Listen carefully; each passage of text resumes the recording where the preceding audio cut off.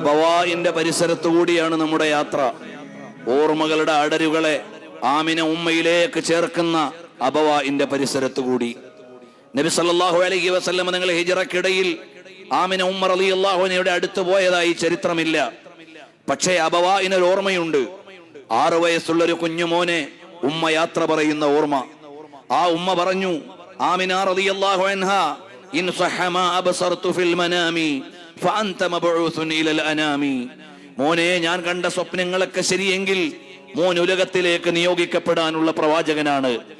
ആ നബി സല്ലല്ലാഹു അലൈഹി വസല്ലം തങ്ങൾ 6-ാം വയസ്സിൽ ഉമ്മയോട് യാത്ര പറഞ്ഞ സ്ഥലമാണ് അബവാ.